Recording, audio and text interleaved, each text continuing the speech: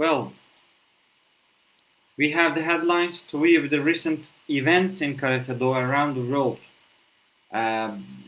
Recently, we have seen the completion of the biggest tournament for karate as an athletic sport, which is the Tokyo Olympics.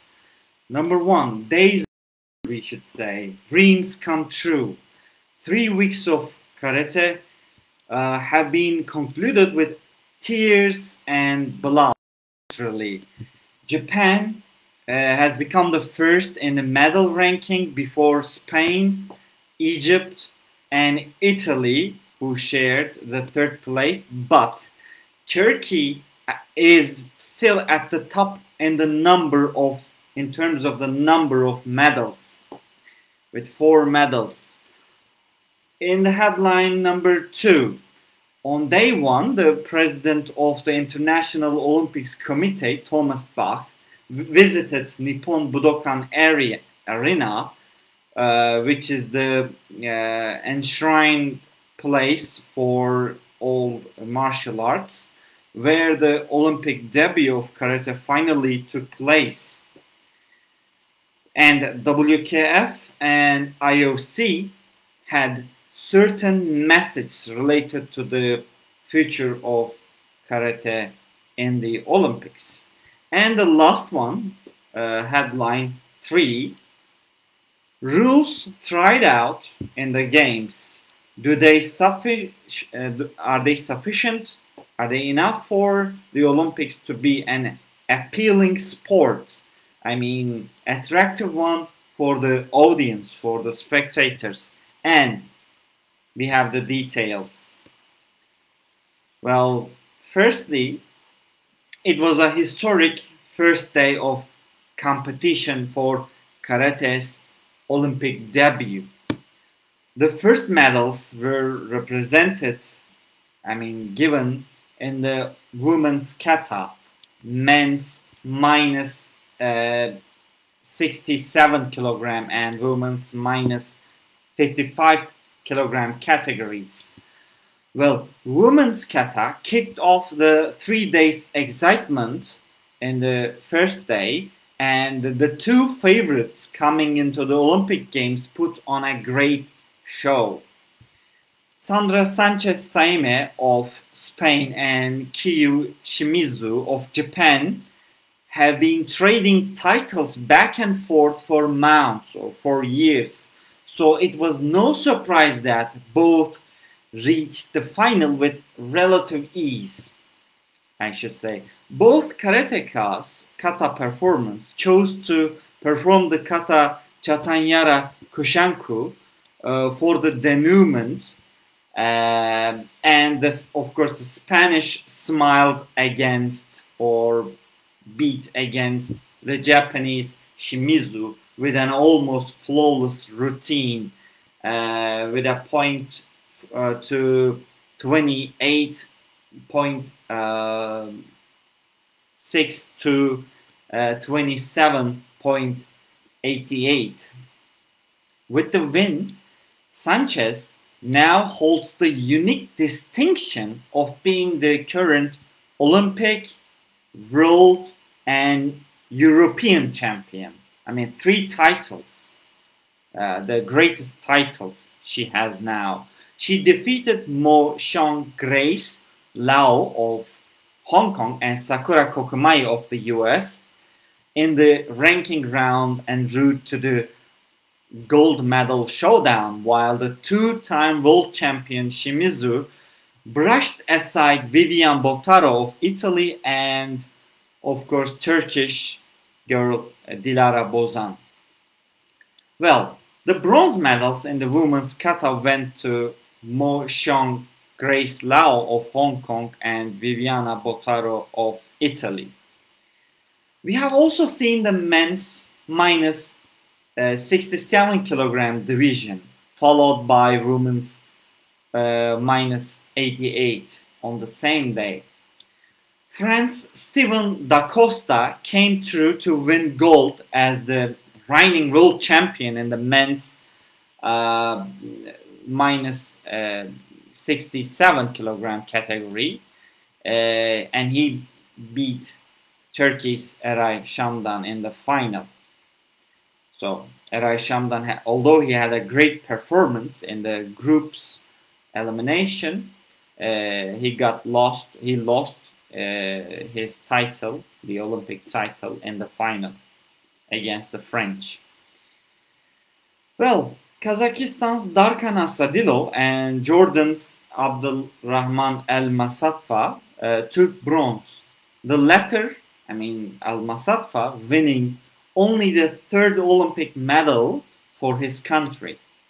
So in the women's -55 category, Bulgaria's Iva Goranova defeated Ukraine's Angelika Terliuka to win gold, while Austria's Bettina Plank and Twain Sven Ziyuhun took the bronze here. One important note maybe, Turkish top medalist Serap Özçelik Arapoğlu couldn't make it, unfortunately, to the semi-finals with an all-straight defeats. On the second day, Okinawan Ryo Kiyuna brought karate back home with male kata gold. It was a very strong performance. Two finalists in the same style of Shitoryu. Of course, the finalist, the gold medal winner, demonstrating his supremacy in the martial art form that originated in his native Okinawa a day after a compatriot conceded karate's Olympic gold to his Spanish rival, this time again the Spanish against Japanese. This time his name was Damian Quintero. As the win was announced in Tokyo's Nippon Budokan, this is the most ceremonial maybe atmosphere. The spiritual home of the Japanese martial arts, Kiyuna, seemed to make a take in the moment, dutifully embracing Quintero and shaking Spanish coach's hands before returning to sit in the center of the tatami with folded knees, or seizai rei. Of course, as applause filled the arena, he bowed deeply with respect. So the home nation fared well, less well, I should say, compared to the kata in the Olympic kumite category. So they were less successful in kumite. In the women's -61 kilogram weight class, Serbia's Joanna Prekovic defeated China's Xinjiang for the gold medal, while Egypt's Gianna Lotfi and Turkey's Merve Çoban took the bronze medals, as Japan's Mayumi Someya failed to reach to the medals round. In the men -75, hometown medal hopeful Ken Nishimura conceded an ippon to Hungary's Karoli Gabor Harspataki with less than a second left in the elimination round. That was unfortunate for the Japanese. Italian Luigi Bussa took the gold in that category over Azerbaijan's legendary Rafael Agaev, while Harspataki and Ukrainian guy Stanislav Horuna won bronzes. On day 3, the 7th of August, which was the last day of the journey for the Olympic karate, we have had plus divisions for 61 female and 75 male categories. I should say that more injuries than the previous 2 days occupied the tatami, unfortunately.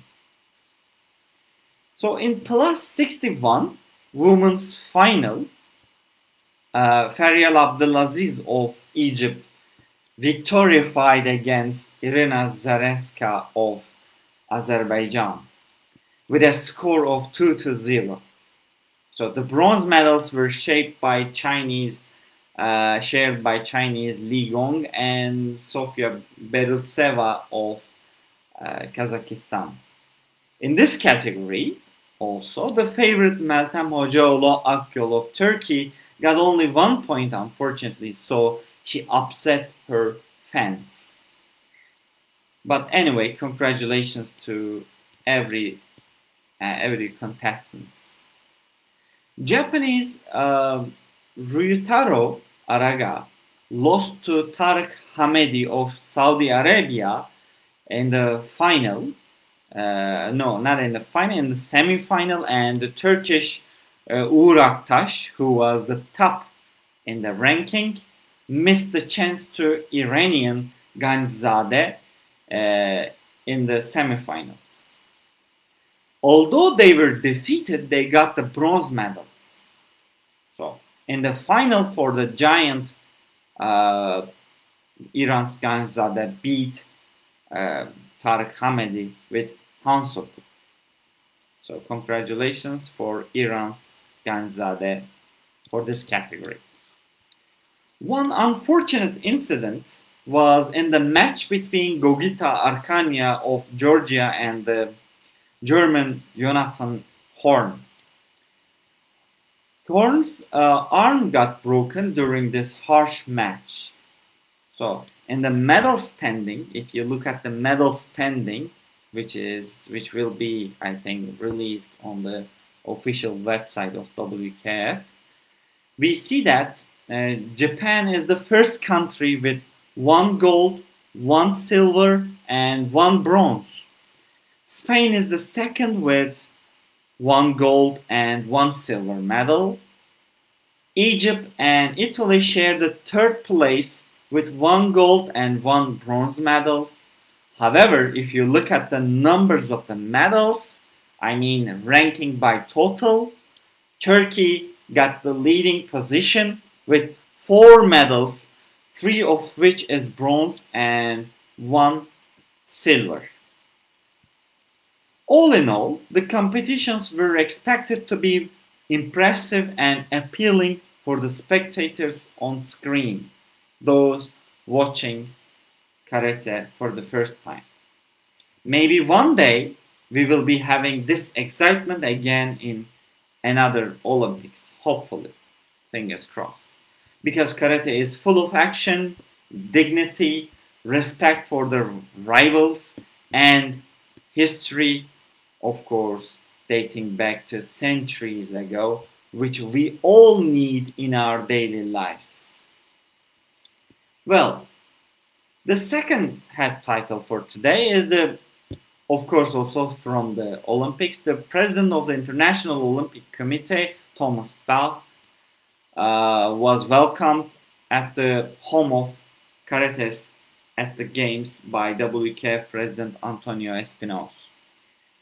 The two leaders watched the historic moment of karate's first Olympic appearance as millions of fans and sports around the world celebrated the highly anticipated Olympic unveiling of the discipline. So he said, WKF's president said, "I want to thank Mr. Bach for taking the time to come today to Nippon Budokan for sharing such a historic moment with us. All the karate fans are thrilled and amazed that karate finally made its Olympic debut today, and after so many years of efforts and perseverance, we feel extremely proud and honored to see that at last our sport was featured at the biggest stage." And he added, "I'm sure that Mr. Bach has enjoyed the many values of our sport on display today." Of course, we don't know, what he thinks about, what Mr. Bach thinks about it, because he didn't report anything in front of the camera. After watching the competition of male committee -67, Mr. Bach took some time to discuss the historic debut of the sport with a group of karate athletes. This is important, where they were, two-time world champion Antonio Diaz of Venezuela, defending world champion Irina Zaretska from Azerbaijan, former world champion and current world championship runner-up Luigi Bussa of Italy, and two-time world champion and finalist of the world competition in female kata Kiyu Shimizu of Japan. So the representatives of the first Olympians of the sport share their experiences with the leader of the International Olympic Committee and vote to continue fighting for karate's permanence, continuation in the Olympic program.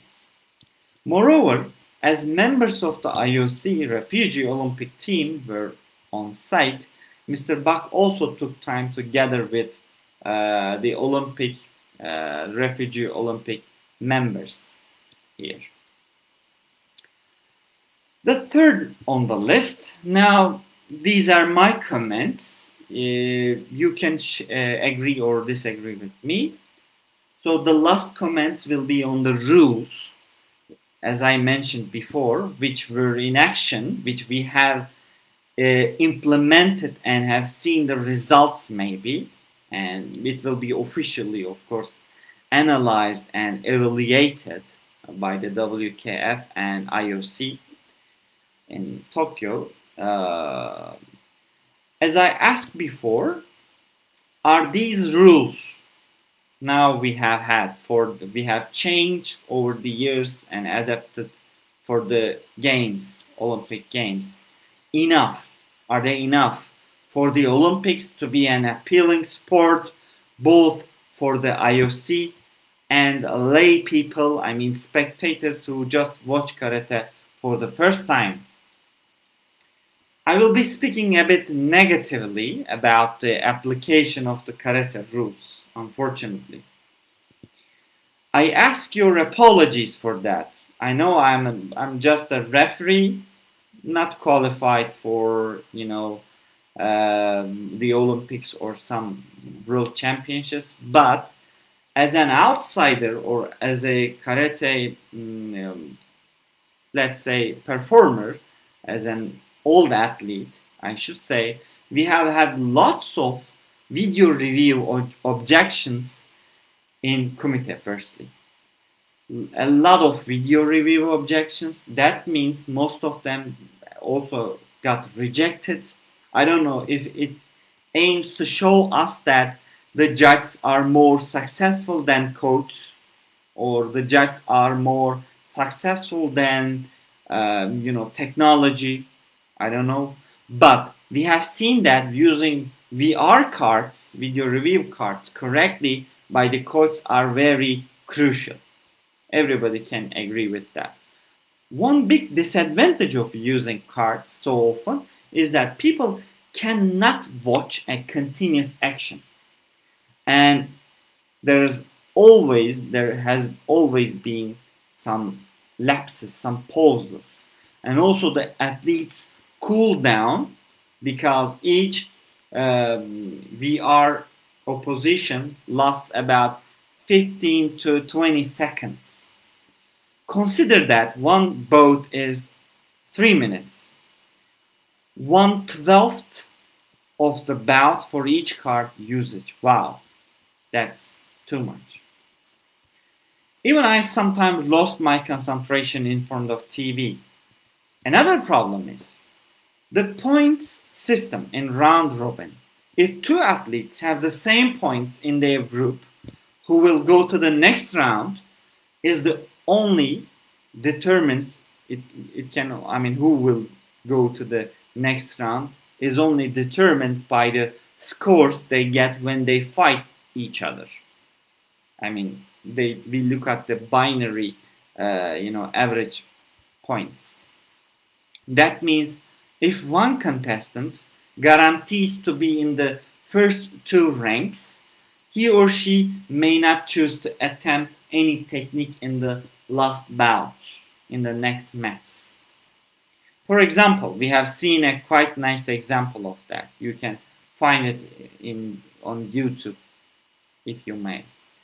It was between Algerian Lamia Matoub and Egyptian Feryal Abdelaziz, who became the Olympic champion, unfortunately, in female plus 61 category. And it made us feel ashamed considering the good spirit and competitiveness of karate and other sports. Well, the match ended 0-0 with no techniques, hantai. You might ask why there isn't even an attempt, any technique to get a point. And I should say, it's the rules.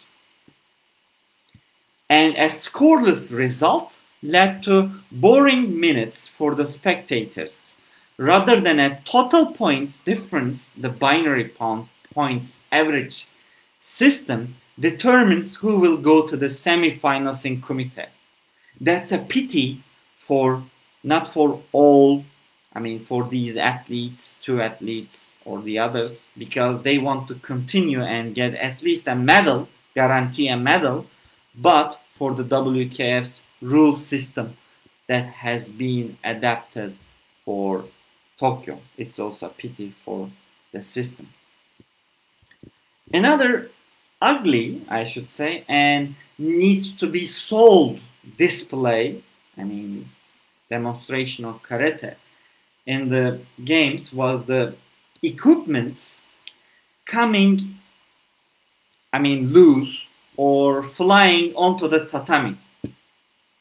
These incidents pose the match too frequently in kumite. Officially, WKF approved gloves, tooth shins, protectors, and gums seem to protect the contestants' health to some extent. Okay, avoiding many injuries, that's good. That's the good side. But they jump out of the hands or feet so that the referee stops the match very often. Isn't it annoying to watch the athletes wearing them again with lots of yame by the referee? Consider this. Another point, injuries. Okay, although we know that karate is not a full contact sport, it's based on caring for the health of the opponent.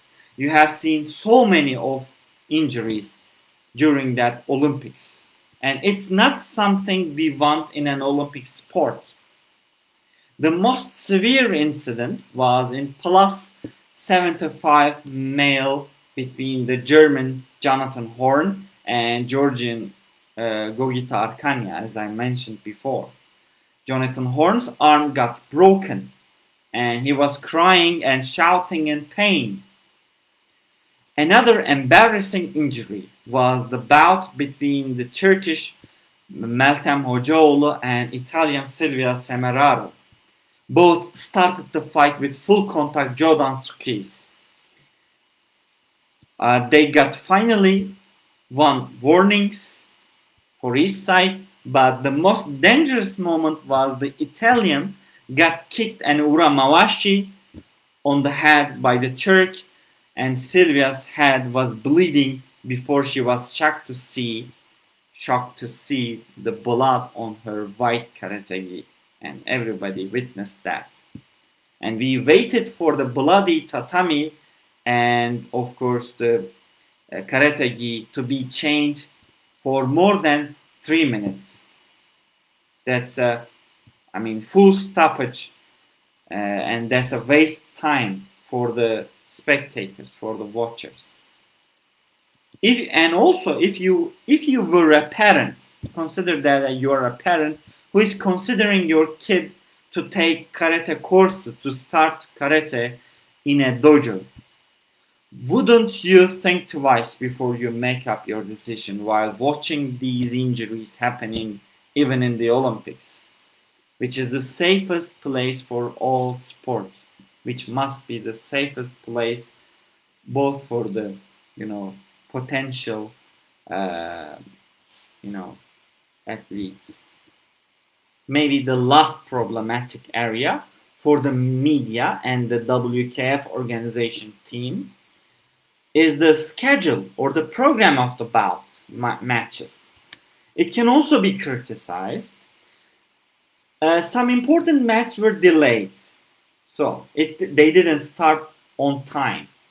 And all the group matches are one after the other.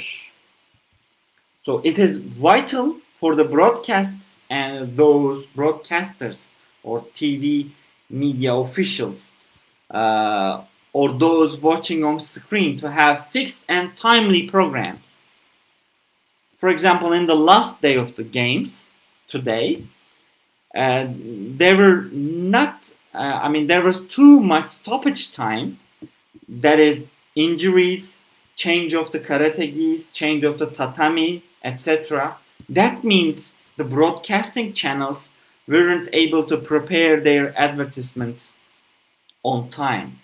They were not the advertisements. Their profits were at stake, I should say. We can discuss these points and some others in detail in the following weeks to come with some real officials. If you disagree with me, you can freely comment under that video and in this platform. So thanks for watching. Stay tuned with KWN videos, Karate Do World News videos, and Karate Do Oz.